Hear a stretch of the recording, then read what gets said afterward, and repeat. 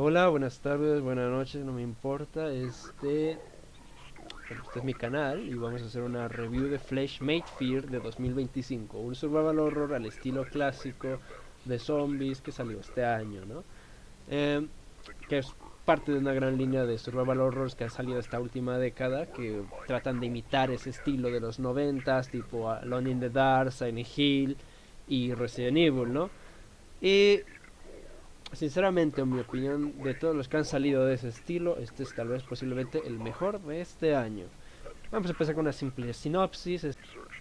La sinopsis de Fleshmate Fear es la siguiente. Eres parte de un equipo especial de las Fuerzas Armadas al cual se les pide investigar la supuesta aparición de un criminal, de un científico loco en un pueblito perdido en los bosques llamado Rotwood. Aquí buscas al Dr. Ripper, alguien que trabajó para el gobierno, pero después se volvió loco y empezó a hacer mamadas. Y pues tiene la opción de jugar como dos personajes de este equipo, Natalie o Jack. Aunque la historia más o menos es la misma entre cada uno de ellos, tiene unas cuantas diferencias. Por ejemplo, Jack interactúa más con Katia, otro miembro del mismo equipo, y Natalie, por ejemplo, el personaje que es, por así decirlo, su compañero es Marcus, también otro miembro del equipo. También están Billy y Zack, que son el líder y el conductor del equipo. Ambos, bueno, no creo que era el hacker, no estoy muy seguro.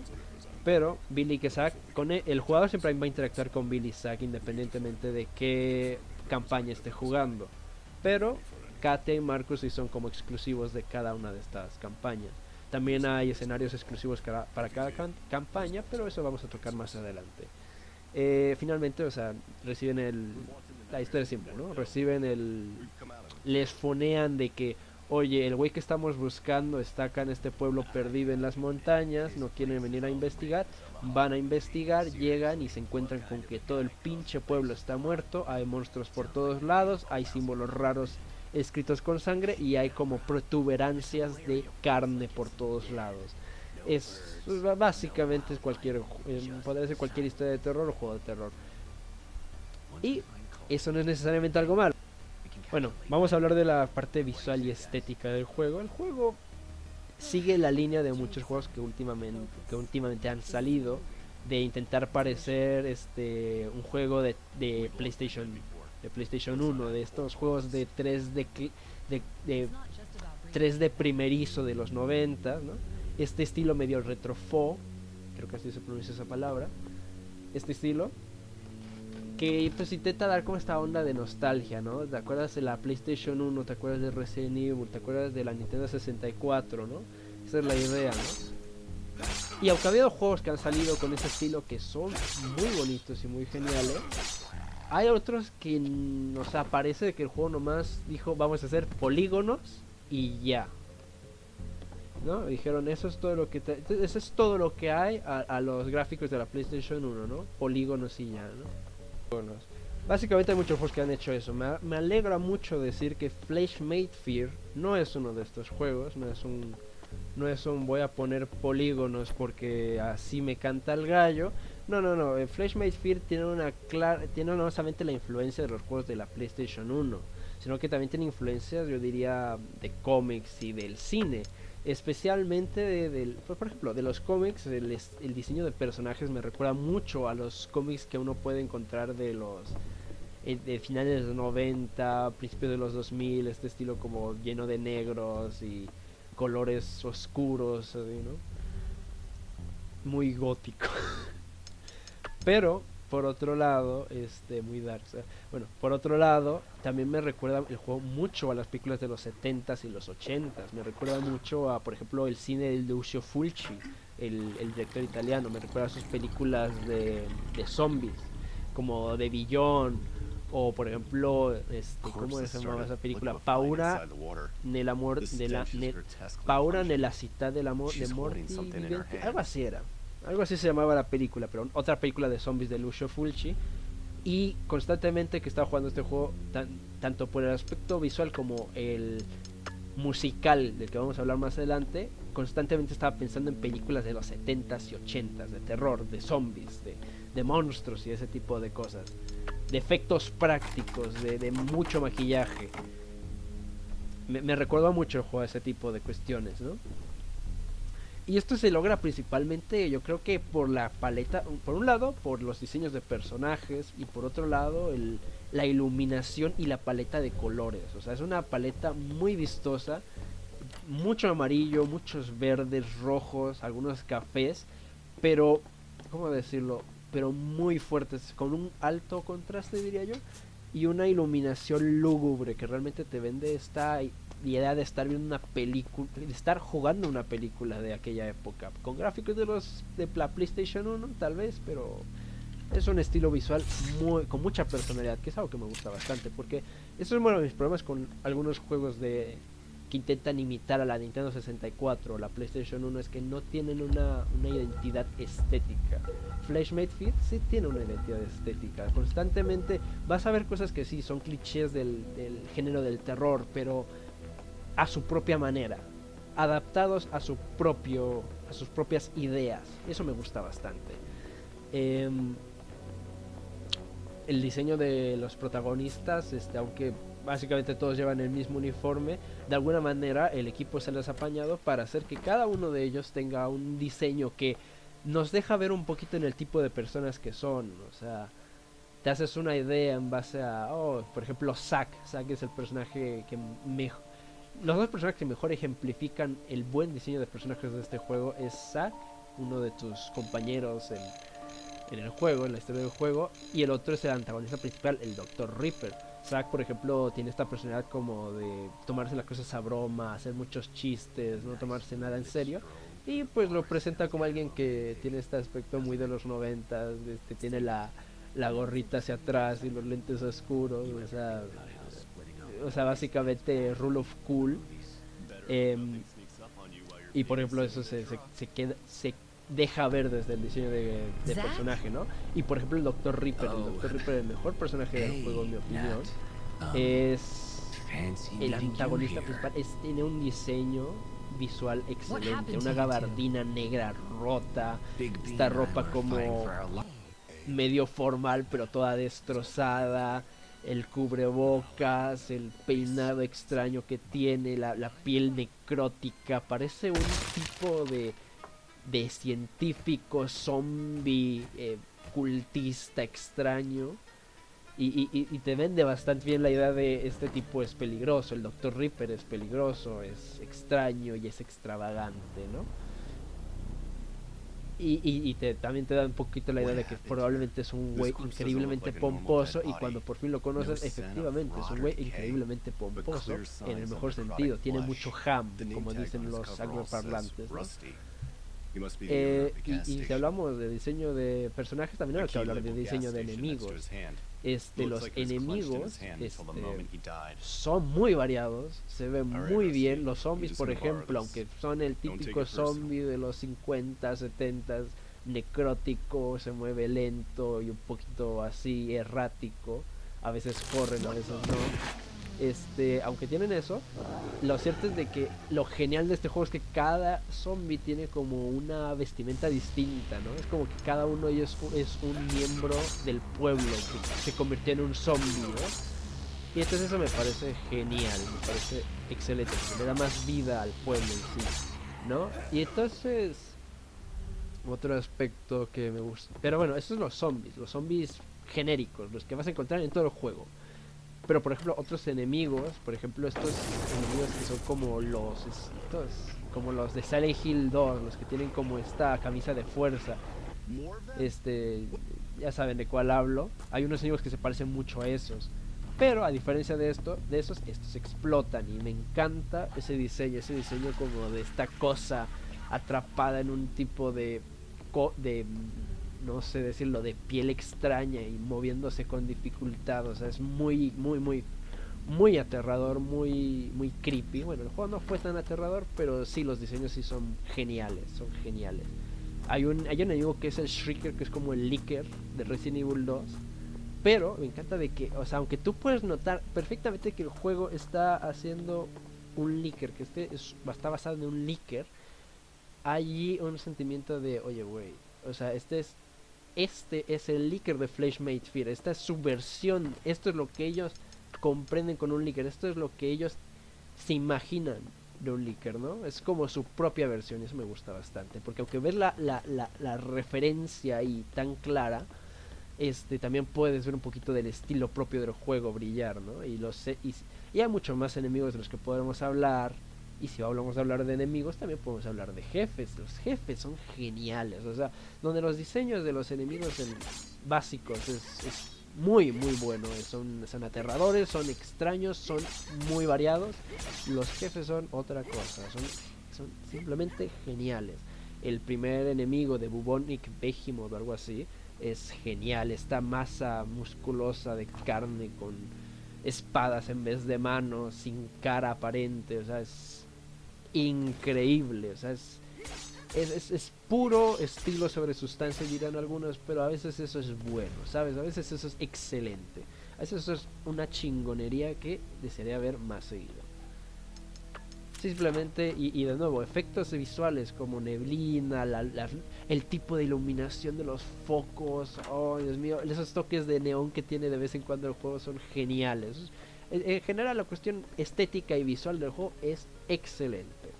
En cuanto a la música y el audio es también muy bueno. Los sonidos ambientales realmente te meten en la idea de estar caminando por este pueblo perdido en el bosque, en las montañas, que ha sido atacado por zombies. Escuchas pasos y cosas entre los arbustos y los árboles. Escuchas escuchas los pasos de tu personaje. Es genial. Las armas son muy satisfactorias de usar. También los objetos que tienes en el inventario también tienen sonidos muy satisfactorios. Los menús también tienen su aspecto satisfactorio en cuanto al sonido, a los sonidos que no hay sonido que yo diga, wow, esto es horrible, esto es una tortura auditiva. Nunca llegué a tener eso. He jugado juegos donde literalmente los sonidos del menú o de las armas o de algo es una tortura auditiva. Gracias a Dios Flesh Made Fear no es, o sea, todos los sonidos son agradables al oído humano y ayudan bastante con la ambientación del juego. Y hablando de audio, también hay que hablar del voice acting, que es excelente. Realmente no tengo muchas quejas del voice acting, es genial. Cuando escuchas hablar a un personaje tienes una idea clara de quién es un gran complemento para sus personalidades, para sus arquetipos, ¿no?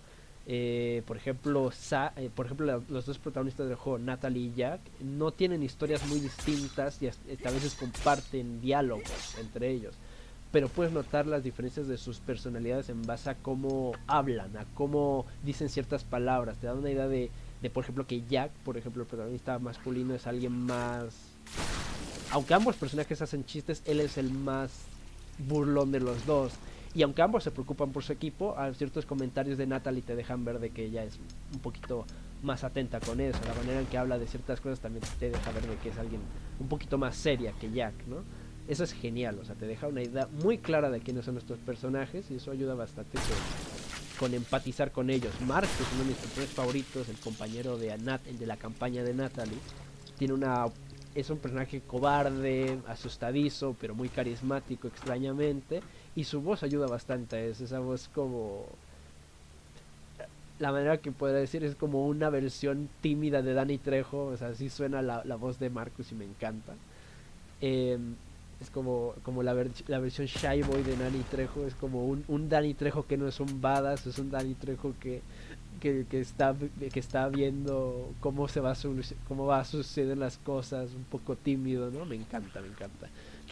Y si hablamos de voice acting hay que hablar del Dr. Reaper otra vez, o sea, el diseño de personaje era excelente con él y la voz también es excelente con él. Esa voz pomposa, pretenciosa, sádica que tiene.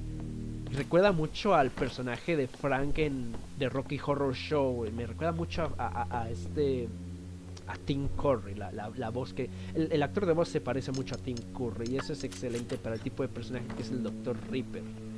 Me encanta. Cada escena con él es genial. Los comentarios sarcásticos que hace, constantemente insultando tu inteligencia, es genial como villano y el voice acting le ayudó bastante. Ahora, dejando de lado el aspecto de efectos de sonido, y de voice acting, hablemos de la música. La música también es una de las razones por las cuales pensé bastante en Lucio Fulci, por ejemplo. La música me recuerda mucho tanto a las películas de zombies y de terror italiano, como también a películas del género del giallo, también italiano. Por momentos pensé que estaba viendo The Beyond de Lucio Fulci, o estaba viendo Suspiria de Dario Argento. Este, También por momentos me recuerda un poquito a La Masacre en Texas, sinceramente. O Phantasm, aunque esas ya no son italianas, ni tampoco de zombies, sí, siguen siendo películas de terror de los 70. Y muy buenas películas de terror, por cierto. Y me encantó, la música es excelente. O sea, tiene un aspecto de aquella época, esos tocos como de synthwave, como de rock, de hard rock, a veces como de metal viejito, metal de los 70, no piensen que van a escuchar a no sé, Slipknot o algo por el estilo, ¿no? Pero sí, es muy buena música, complementa bastante el ambiente. Hay canciones ambientales que me recuerdan en serio mucho a La Masacre en Texas, que ayudan también con este ambiente como de opresivo y de terror. Me encanta el juego, me encanta el juego, ¿no? Y ahora hablamos de la parte importante de todo el juego. Ya hablamos de lo visual, ya hablamos del auditivo, ahora hablemos del apartado de gameplay. El gameplay es a primera vista tu típico survival horror clásico, cámaras fijas, controles de tanque, administración de recursos, o sea, lo típico. Pero,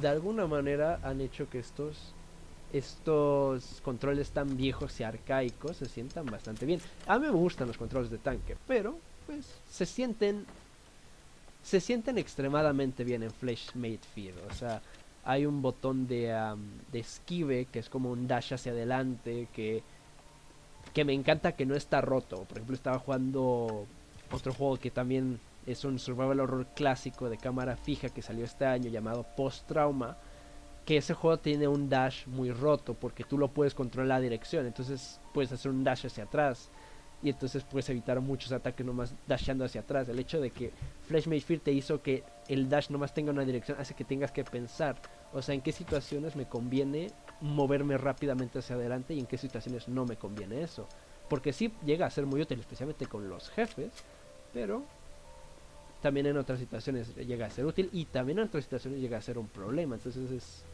es una cosa que tanto ayuda como también te puede arruinar, y eso es una excelente mecánica en mi opinión para este tipo de juego, por lo menos. Dejando de lado de hablar del dash, hablemos de las armas. Está el arma melee, que son 2 cuchillos, ambos personajes tienen esta, y a diferencia de Resident Evil 1 es un arma bastante útil, pero a diferencia de, por ejemplo, Post Trauma, que ya mencioné, un juego de este año, es que miren, con las armas en survival horrors clásicos, las armas melee tienen 2 extremos, o están muy rotas o no funcionan para nada. Me encanta que Flash Made Fear de alguna manera llegó al punto medio, porque en Resident Evil 1 no es ni siquiera tu última opción usar el cuchillo. O sea, literalmente no es una opción válida usar el cuchillo. Sé que hay gente que puede acabarse este juego sin recibir daño usando el cuchillo, pero sí, o sea, no es común terminarse Resident Evil 1 usando nada más el cuchillo. O sea, es como alguien que se aprende un idioma en 3 semanas. O sea, sabes, chance existe, pero no es la mayoría de gente, ¿no? Y por otro lado hay juegos como Post Trauma, en el que el combate melee es tan roto, tan fácil de romper, que literalmente, o sea, para que usas armas de fuego, y entonces para que usas objetos curativos, es muy fácil stunear enemigos. Y me encanta que Flash Made Fear de alguna manera hizo un combate melee de survival horror que sigue siendo un peligro como en Resident Evil 1, pero también es una opción válida en ciertas ocasiones. Entonces es algo que tú tienes que pensar, aquí tal vez me hacen daño o tal vez no, o aquí definitivamente no va a funcionar, o aquí obviamente va a funcionar, ¿me entiendes? Es como de medir el peligro, y eso me gusta mucho porque definitivamente este tipo de juegos se tratan de eso, ¿no? Medir peligro. y de administración de recursos, ¿no? Pero ya hablaremos de eso más adelante. Y dejando de lado el combate melee, hablemos de las armas de fuego, ¿no? Hay una gran variedad, es las clásicas, ¿no? Una pistola, una escopeta, una bazooka y una ametralladora, no en ese orden, claro. Primero empezamos con la pistola. Pero, pues, llegan a ser muy útiles. O sea, por ejemplo, la pistola es un arma que finalmente es la que más seguido vas a encontrar munición y por ende es como el arma que más vas a usar en las pocas veces que uses esta arma, porque no, la munición al igual que los objetos curativos es muy escasa, entonces tienes que pensar bien, ¿me conviene usar esta pistola o mejor me espero? Y los enemigos, incluso los más básicos, toman unos buenos tiros, así lo tienes que pensar, ¿no? Pero es un arma pues, básica, sencilla, es útil, funciona. No es la más fuerte del juego, pero tampoco es inútil, ¿no? Así que es una buena arma en ese aspecto. Es una buena arma de principio, es una buena arma primeriza. Y después está la escopeta, que tiene menos munición, pero hace más daño y hace más daño a más enemigos. O sea, te puedes derribar una hilera de 5 zombies con un solo tiro de la escopeta, ¿no? O sea, es muy buena, pero de nuevo, poca munición igual a no es algo que quieras usar todo el rato, ¿no? En lo cual está muy bien. La metralleta es un poquito lo mismo, muy buena para lidiar con ciertos enemigos, pero también poca munición, hay que pensárselo bien. Y no se diga de la bazooka, esa es la que menos munición tiene en todo el juego. Y aparte de que tiene splash damage, así que, o sea, si no calculas bien la distancia entre tú y el enemigo, chance, y no solamente el enemigo muere, sino que también tú. Así que sí, tiene una buena variedad de armas y cada una representa un beneficio y también un drawback, ¿no? Algo que no te conviene usar mucho el arma por. Y finalmente, o sea, estas armas no importarían si no hubiera una variedad importante de enemigos, ¿no? Y finalmente, eso es otro aspecto muy positivo de este juego y que, por ejemplo, post-trauma no tiene. Ya sé que he tirado mucha mierda post-trauma, pero es que tiene muchos errores como juego, tiene muchos errores ese juego. Y uno de los errores es el que hay una gran variedad de enemigos. No aparecen no aparecen tan seguido. Y cuando aparecen no son muy distintos, ¿no? Ese es el problema de post-trauma, ¿no? Pero Fleshmate Fear hizo algo muy bien con su roster de enemigos. Y es que, ¿cómo decir esto? Hasta el enemigo más básico, que es los zombies, puede resultar en un peligro. Y cada uno actúa de una manera distinta, tiene unos ataques distintos, tienen debilidades distintas y tienen fortalezas distintas. Entonces, cada enemigo es un puzzle. Y cuando te meten diferentes tipos de enemigos en un mismo cuarto, tienes que pensar cómo o atacar o cómo escapar, porque de nuevo tienen diferentes movimientos. Por ejemplo, los enemigos explosivos hacen mucho daño, entonces hay que esquivarlos. Puedes hacer que triggeren su explosión y esquivarlos, pero tiene que ser muy preciso y muy buena el esquive, porque si lo haces mal te va a dar la explosión, te va a golpear la explosión y pues vas a perder mucha salud o ya de plano vas a morir. Los zombies normales son muy fáciles de atacar con el arma melee, pero eso solamente si hablamos de uno o dos. Ya cuando te ponen 3, 4, 5 y estas hordas gigantes de zombies es cuando estos empiezan a volver un problema. Y qué problema, ¿no? Por otro lado están los Shriekers, que son como los Lickers de este juego. Y igual que en Resident Evil 1, estos cabrones, estos hijos de su perra madre, estos hijos de la chingada, pues son rápidos y aparte de que andan, mayoritariamente andan a gatas, o sea que tienes que apuntar hacia abajo, lo cual ya es un problema. Y y me recuerda mucho a los hunters en el sentido de que tienen estos saltos que hacen mucho daño a largas distancias. Entonces con ellos, incluso si su plan es evadirlos y escapar de ellos, tienes que pensar muy bien en no ir en una línea recta, porque si vas en una línea recta el cabrón puede saltar y ya te chingaste, ¿no? Así que, o sea, y así puedo hablar de muchos otros enemigos que no quiero spoilar, pero, o sea, es un buen roster. Cada uno tiene unas ventajas y unas desventajas únicas de ellos. Y cuando los combinan a estos diferentes enemigos en un mismo cuarto, te hacen pensar, oye, ¿cómo lidio con estos cabrones, no? Y si hablamos otra vez de los jefes, cada uno tiene su propio ataque, sus propias defensas, sus propios ritmos, sus propios, ¿cuál es la palabra? ¿Cuál es la palabra? ¿Cuál es la palabra? Bueno, tienen sus propias cosas, ¿no? O sea, se sienten muy distintos, tienen una personalidad tanto en lo visual como en el audio, como en lo jugable. O sea, sabes que son enemigos distintos. No son como que simplemente agarraron un enemigo y le pusieron más vida y le hicieron más ataque, ¿no? Tienen ataques distintivos, tienen una forma de actuar distintiva y cada uno tiene una manera distinta de interactuar y de lidiar con ellos. Nunca es lo mismo, ¿no? Nunca es la misma estrategia. Tienes que cambiarla para cada encuentro y eso me encanta. No hablemos de cómo se ven, o sea, los enemigos de este juego ya lo dije, excelente, se ven perfectos, ¿no?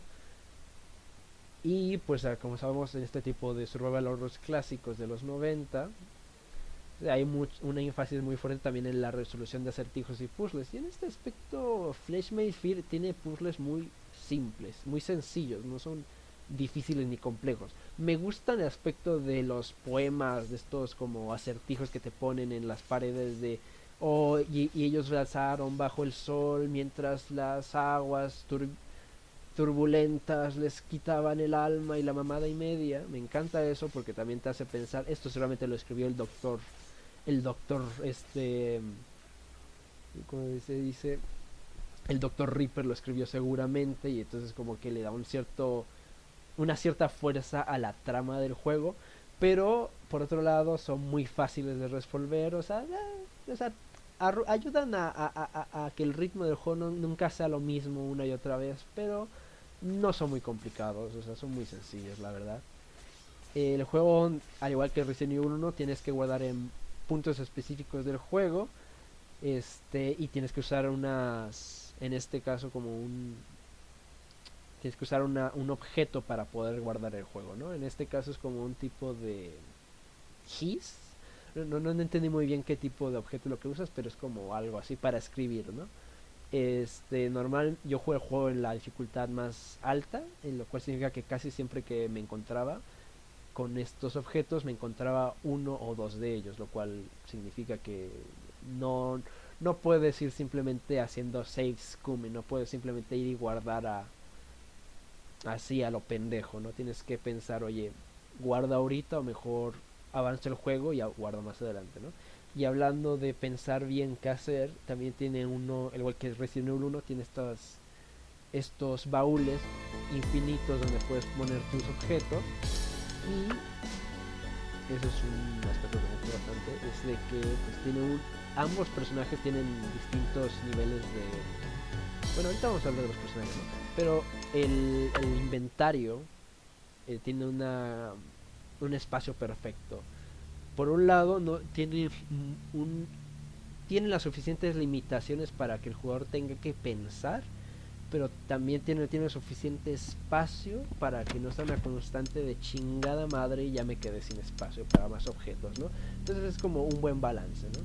Ahora hablemos de los personajes en un aspecto más jugable. Jack tiene más vida y creo que hace más ataque.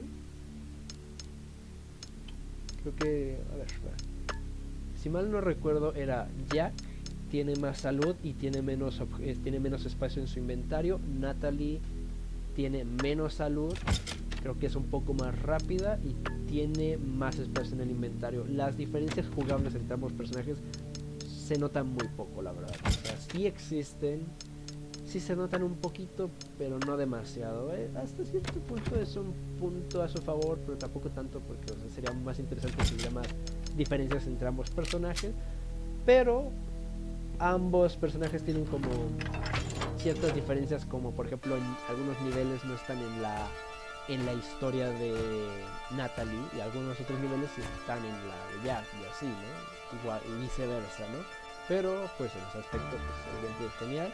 Se divide en capítulos. Después de cada capítulo es el hecho de que al final de cada capítulo siempre te recuperan la salud al máximo, ¿no? Entonces como que, o sea, el aspecto survival horror como que no sé si me gustó mucho eso, ¿no? Cada capítulo pues finalmente te da este mapa que tienes que ir descubriéndolo, investigarlo, hacer mucho backtracking, pero otra cosa, esos efectos el level design, a mí me parece, el level design es genial, o sea, tiene ese aspecto Metroid. No, yo no diría que también Metroidvania, pero no. Tiene este diseño que me recuerda más bien a Silent Hill 1, ¿no? O Silent Hill 2, Silent Hill en general, de que vas de nivel en nivel, ¿no? Y que cada nivel es como una pequeña dungeon y tienes que ir desbloqueando cuartos dentro de esta dungeon y eventualmente cuando terminas de resolver este puzzle pasas a la siguiente dungeon y otra serie de puzzles, otra serie de cuartos a desbloquear. Y al igual que Silent Hill 1 son espacios relativamente pequeños, bueno, no, son espacios lo suficientemente grandes para hacer una exploración interesante de estos, pero lo suficientemente pequeños y compactos para que no sea constantemente estar moviéndote horas tras horas entre un lugar y otro, no es como Skyrim de 5 horas de no ver nada. No, siempre hay algo que investigar, siempre hay algo que ver. En ese aspecto genial. Ya me estoy quedando sin voz. En cuanto a la trama, pues la trama está bien escrita, digo yo. No es profunda, no es un gran drama a lo Silent Hill 2 lleno de temas profundos como depresión y culpa. No. Es una historia muy hollywoodense, recuerda a las películas, las películas de terror de los 70s, de zombies y de monstruos, con efectos prácticos, protagonistas carismáticos, momentos que van desde lo terrorífico y terrible a lo un poquito más cómico, antagonistas también carismáticos y muy memorables, momentos de terror y suspenso muy fuertes y momentos de acción muy buenos. No es muy compleja la historia, pero los personajes, los escenarios, la diégesis del mundo hacen que todo eso no se sienta tan malo. Es como jugar un juego de Resident Evil, pero tal vez con un poquito más de un poquito burlándose hasta cierto punto de su propia historia, ¿verdad? Porque tiene unos aspectos humorísticos también muy claros en el juego y sinceramente eso hace que el juego incluso sea mejor, porque cuando pasa algo ridículo sabes que el juego es consciente de que es algo ridículo y en vez de sentir vergüenza de ese aspecto ridículo de su historia es casi como que te dice pues sí, es muy ridículo y me vale verga, ¿no? Me encanta eso. De nuevo, una historia no muy compleja, pero muy disfrutable, ¿no? O sea, es como ver una película de terror o de acción terror un sábado, ¿no? O sea, está bien, me gusta. En conclusión es un buen juego, jueguenlo, y ya me retiro porque me estoy quedando sin voz.